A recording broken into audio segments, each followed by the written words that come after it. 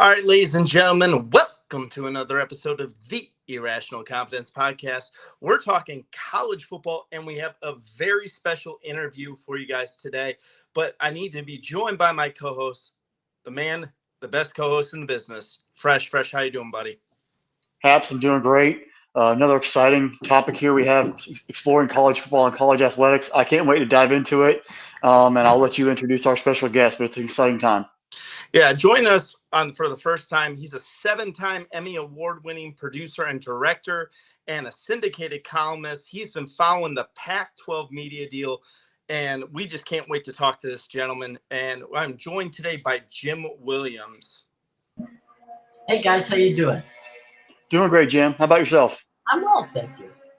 I'm really excited to talk to you, man. I've been following you along. I've been reading some of the articles that you've been putting out there. And it seems like everyone's got an opinion about what's going on. There's 1.5 million videos about the Pac-12 is going to do this, or the Pac-12 is going full streaming, or they're going to Apple or ESPN or what have you. Right. And it seems like you really have a good feel on this situation. So, today is June 25th. Where are we sitting at right now? How would you describe the media negotiations for the Pac-12 right now?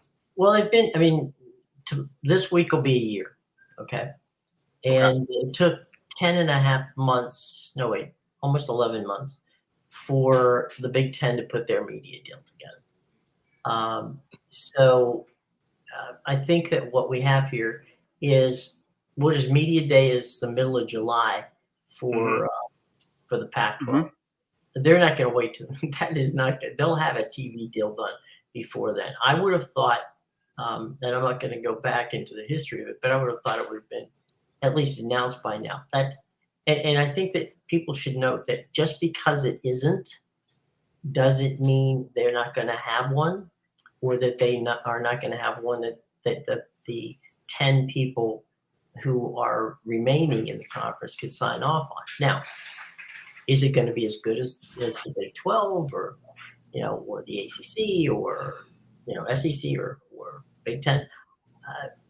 Who's going to know until it actually is done? And I do think that people, one of the great things about YouTube and Twitter and everything going on in this is everybody speculates what's going to happen because it's become it's become a fun thing. Numbers have been thrown around.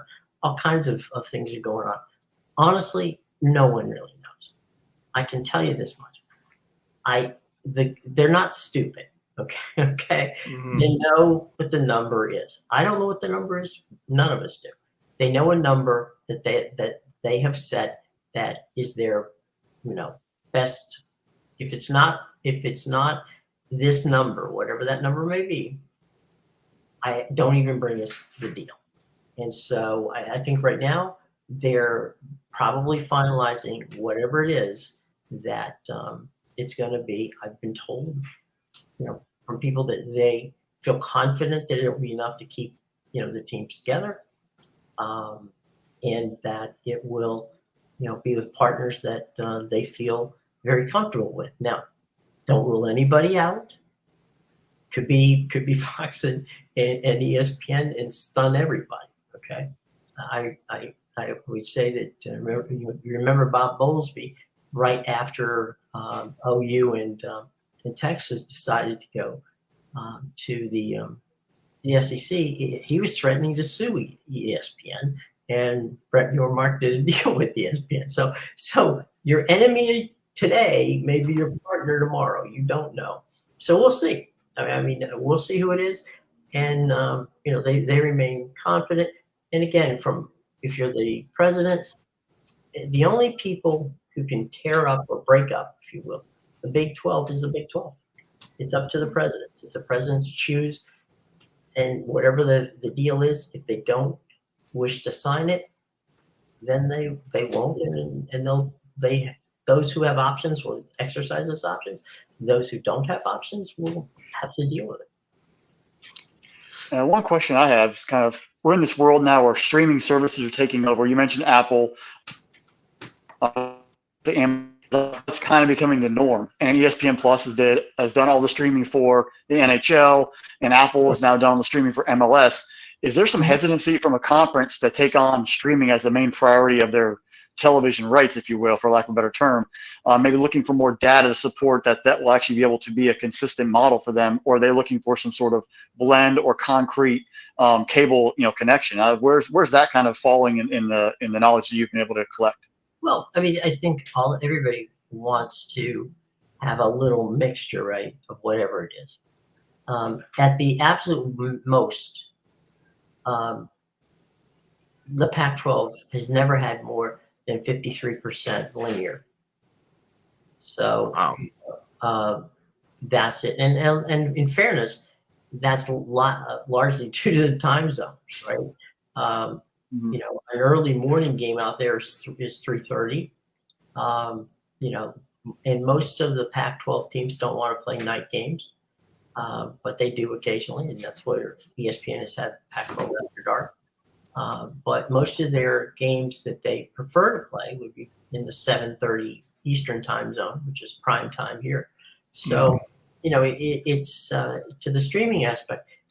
I wrote a column in February talking about the fact that if there's one conference that could potentially benefit by streaming, it would be the Pac-12, in large part because if you look at Stanford, if you look at Oregon, if you look at Cal, if you look at Washington, they are the universities who produce the people who actually birth stream. So if there's one, so if you look, right, you've got 75,000 graduates from those, universities in one way or another work in the tech industry, not obviously just for Apple or for Google or for Amazon, but for the entire industry. So they've got boosters, they've got people. So on one hand, if you were the president of a university and you are touting in one area of your university, come to Stanford, come to Cal, come to Washington, Oregon, or wherever, right? Because if you want to be in the tech industry, we can get you there. Then you've got to go to the athletic department, and they're going, well, we would rather be on ESPN, we'd rather be, doing this, that, and the other. I get that, okay? But if there's going to be one conference that would perhaps be embraced and be the vanguard for it, it would be the Pac-12. The problem, in my mind, is if that were what they thought they should do, they should have done it a long time ago, embraced it, and just said, hey, look, this is where we're going. We feel that it's going to be the way to go. Try to get ahead of the curve, if you will. Well, they lost the narrative. They lost that narrative. Now it's like they're weakened by not being able to do that, by not being able to get a linear partner. Now, I did a thing with Dennis Dodd at CBS Sports, and we talked about it. So look, even if you had CW and I on TV, that wouldn't be a bad deal. Mm-hmm. It still would be a good deal. So who knows? I mean, as I said before, it could be anybody. But from the streaming aspect, the Big Ten just did, a deal with Peacock. So Peacock's going to do 8 games that are exclusive to the Big Ten. Paramount Plus has got, it's going to carry all the SEC games that CBS has. So it's not like streaming is not, streaming is an element of everybody's business. So, does it have to be 50%?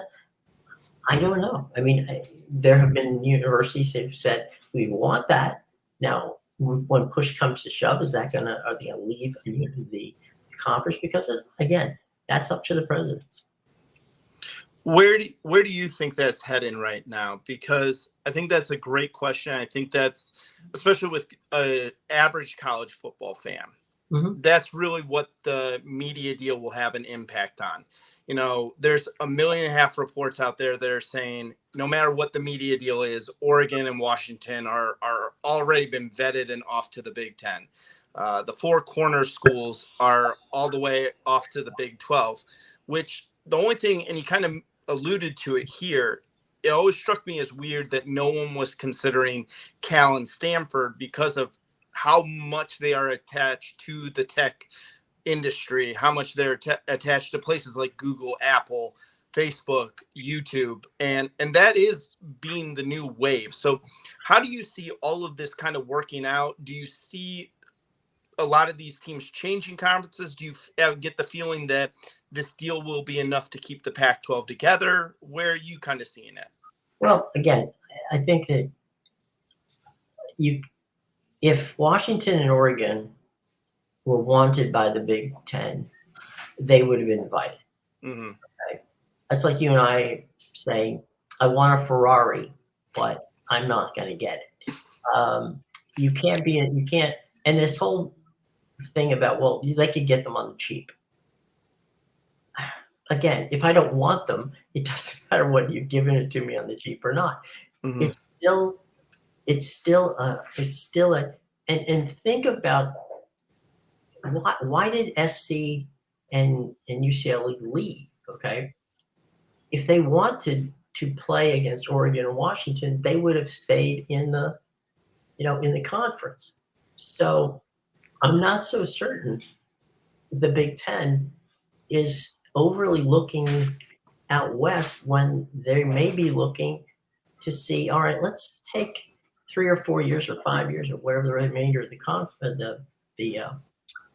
contract is, to see how this USC thing works out with USC and UCLA, because something may pop on the ACC level, and there's teams over there. So they vetted 12 different teams. So because Washington and Oregon got vetted, so what? So did Virginia. So did Georgia Tech. So did there's a laundry list, and that's just the tip of the iceberg. The SEC is done. I mean, everybody's vetted. Everybody who's considering adding has vetted the other schools. Okay, so just because 2 have been vetted doesn't mean you're going in. It just means that they know how you run your program, and it either fits with their narrative of what they want or it doesn't. So just because you're vetted doesn't mean you're going anywhere. Makes sense. Makes a lot of sense there. So if I'm Washington and Oregon, I'm not going to tank a deal without any place to go. Mm-hmm. So there's that. And the other schools, the 4 corner schools that we've heard, and again, it's up to the universities if they feel like going from the Pac-12 to the Big 12 would be a beneficial thing for them. If that's the way they feel, then fine, they'll make that determination. But it takes 8 out of the 10 to go ahead and sign a grant of rights. Right now, they had a meeting which they said they agreed to a grant of rights. You can agree to a grant of rights, but that unless you have a media deal to go into the grant of rights, you have no grant of rights. So they agreed basically to. I think the thing that they agreed to that was a real takeaway there was Oregon and Washington didn't ask for a disproportionate amount of the money. It was more of what the ACC did, which was more of a merit-based deal. So that part was of interest. I mean, that was really the only takeaway from what they do with that. Awesome. This is just, it's blowing my mind here of all the things and all the factors that are at play here. And I think you're spot on where you're saying the only people who really know are those who are sitting in those president offices at every university. But, the majority of information we get by college football reporters are through the AD's office and the coaches and the assistant coaches. And those people have zero knowledge of these negotiations. Talk to us a little bit about the Apple thing, because there's been a bunch of information out there about Apple. Apple TV Plus has, last report I found, they have roughly around 75 million subscribers. And depending on what the report's looking like, about 50% of those, or a little bit more than that, are on that free trial from buying like an iPhone or an iPad. Right. How viable is the Apple TV Plus avenue here? Well, I mean, look, any streaming service is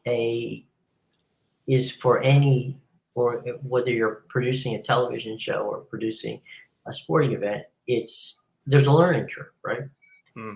I get a big kick out of these people who are, trashing the MLS, and saying, well, the MLS went all in on it and look what happened. They didn't get the subscriber. Well, there's a learning curve. If you've had something for free not free, technically not free. You've had Fox and ESPN doing all of your games for 10 years, and you change the paradigm of how people watch it to a streaming service, in this case, Apple, right? It's going to take a learning curve. And for people to go and say, well, gosh, Apple's not doing as well as they thought they would on the MLS deal. I mean, what the hell did you think was going to happen? I mean, you took it away from it. People are going to have to get used to, all right, now if I want to watch soccer, I need to get, Apple TV. Let me see how that works. It's, and with due respect to the MLS, it's not the Premier League, okay? It's not the Champions League. So soccer that had a niche audience to begin with. So you've got a niche audience that you now change the paradigm of how they watch it. And it's going to take a slow roll. The reason they did a 10-year contract was not because, well, if and we haven't even been 6 months into the contract. And, you hear people going, well, this is a disaster. You didn't hear anybody screaming what a disaster it was when Prime, when Amazon took on the NFL and viewership dropped.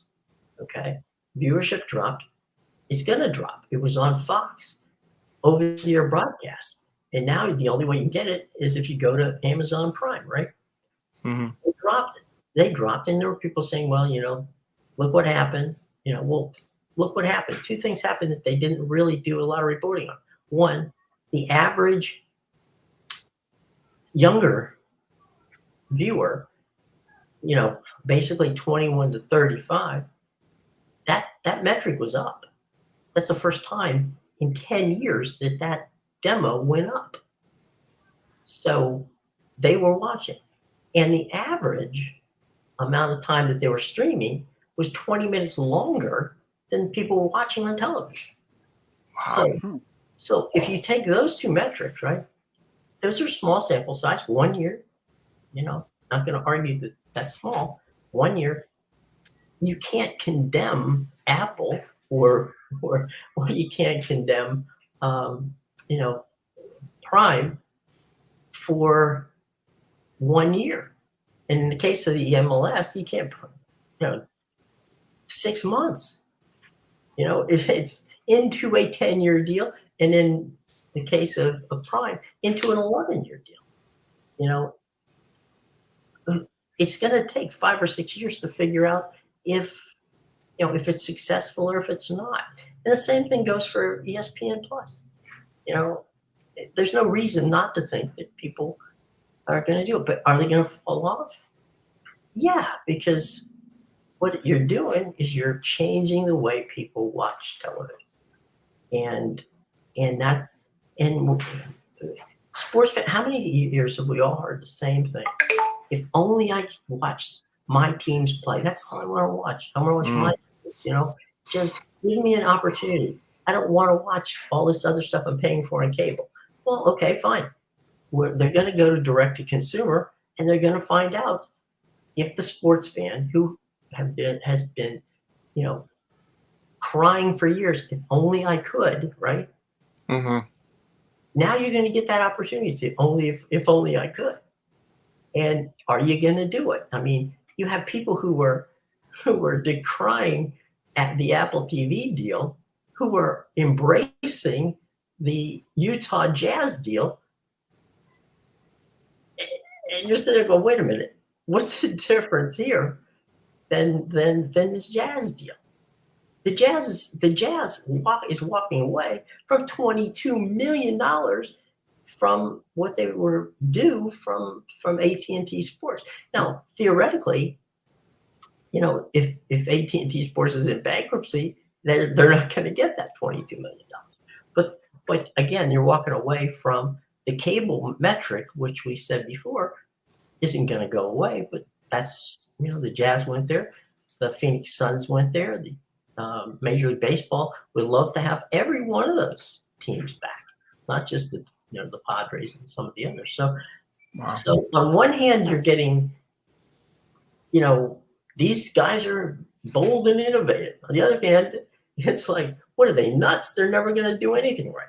So you're getting the dichotomy of two arguments that make no, one of them doesn't make sense. Now, which you can pick which one you feel doesn't make sense.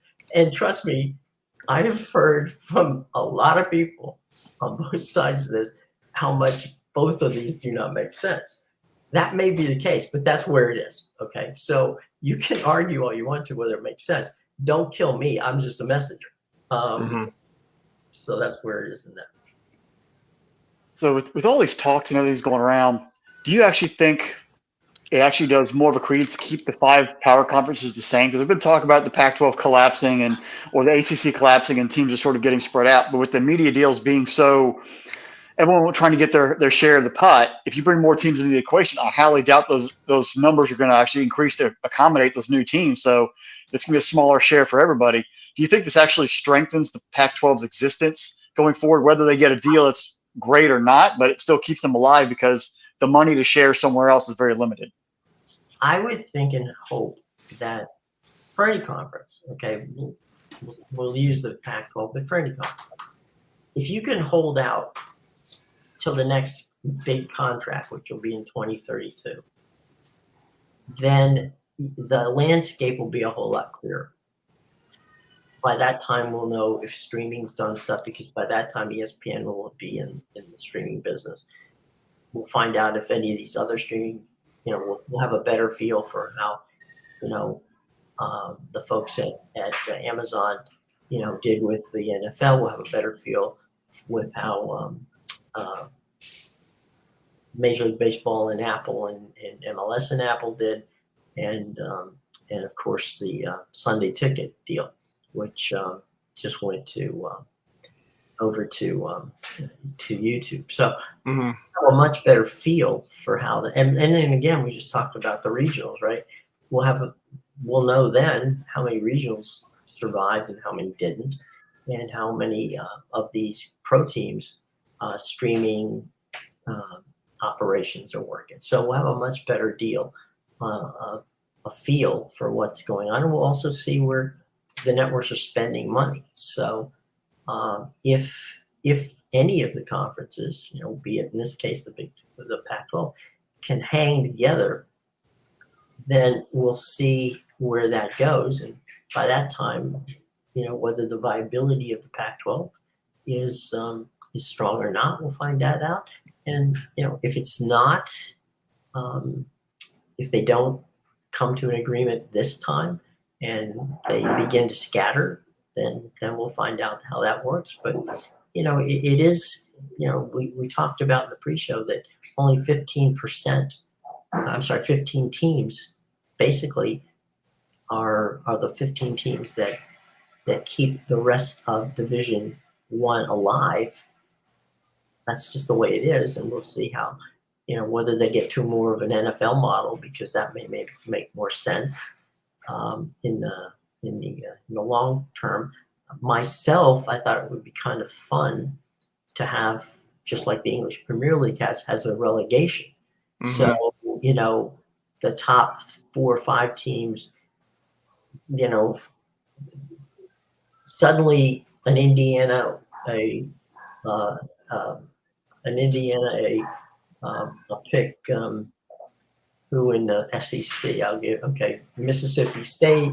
The ACC will go to Georgia Tech. If they don't hit a number, right? If they're not Mm-hmm. the highest level of thing, then they go down. And USF and Tulane and all these other schools, move up. That would inspire you to want to be better with the money that you have. But that's probably never going to happen. But it would be fun to see. But I love that idea. We're getting Pretty cool idea. We're getting into a Hunger Games kind of scenario here, where only the strong survive. So it's not good for college football. It's not good for sports. But it's where we are right now. We're at an inflection point where, people are keeping, keep staying alive by simply doing, by happening to be in a conference that is healthy and for lack of a better way, enricher. Look at Rutgers and some of the other people. Mm-hmm. Boy, did they get lucky when they hit the lottery. Right. So it doesn't matter how successful the program is, as long as you happen to be in the right conference at the right time. Mm-hmm. All right. Well, before we sign off with you, I want to thank you so much for volunteering your time. And I know this was short notice, and we saw your stuff and wanted to get you on. Other time. But I wanted to ask you, if just as a guess, and just give me a hypothetical here. Yes or no, Pac-12 media deal is done by June 30th, and using your experience in the broadcast field, what would you say this would be? The deal comes in at X dollars and it's done by June 30th, and I say you guys won that's a good deal for you. All right. I've been consistent on. Okay. I would say anything 25 mil or north of that. Okay. And 50 linear, I think they would stay together. It wouldn't make sense to move for $6 million. Okay. And there's no guarantee, by the way, there would be no guarantee if I'm, whatever school's, moving, let's say the Four Corner schools move, because then we don't know that Oregon and Washington can go anywhere. So if kind of stuck. Yeah. So let's just assume for the moment they are not going anywhere. They wouldn't necessarily lose the Power 5 designation, because you still have 4 schools out there that are very powerful. They'd have to backload themselves and add some more schools. But in theory, let's say the 4 schools go. When we get into the new deal, right? There's some people are saying that, there's an argument as to whether or not they're going to get the full load of cash that everybody else is getting. That's number one. Number two, there's no guarantee that they're going to get more linear broadcasts than anybody else in the conference. So, I would be a little leery of, because those are details they literally can't answer. So if I'm Arizona, am I going to get as much basketball as Baylor on television? Am I going to get as much basketball? Tell me how many games I'm going to get on, because I'm leaving a conference because you're telling me it's better for me over there. Okay, so how is it better for me? It's a great point. So, if I'm Utah and I've come off 2 Rose Bowl appearances, how many times am I going to be on television versus Texas Tech and Oklahoma State and people who live there now? And oh, by the way, you just brought in BYU and UCF and Cincinnati and Houston, who all are going to want to know how many games we're going to be on. So where do we fit in this pecking order? And, we're the new kids on the block. And if I'm Texas Tech and Baylor and TCU and all these other people, I'm going to go, wait a minute. You're bringing these schools in and I'm not getting this? No, I'm sorry. That's not going to work. So, the devil is, the old saying goes, in the details. And if I'm going to move, I need those details. And I don't know that they can provide them to me. Wow. So I'm not saying that would keep them. Again, it's up to the presidents. If they want to move, they'll move. No. I'm like blown away, and I seriously could sit here and talk to you for like the next 3 hours. And My wife would kill us both. Okay, yeah. My wife too, and my 2 little ones would probably kill me too. We'll have to do this during regular business hours. Yes, absolutely. We'll have to find another time to get back together, because I just think that you are just a wealth of information and just so much insight.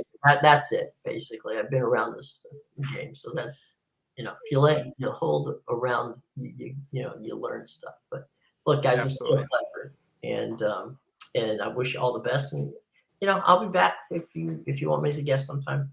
Just let me know. It's been a true great experience, and we really love all the knowledge you brought to us today. And can't wait to talk to you guys later down the stretch. Okay. Yeah, absolutely. Thank you guys for watching another episode of the Irrational Confidence Podcast. We're part of Spinnable Sports, so make sure you're going to spinnablesports.com.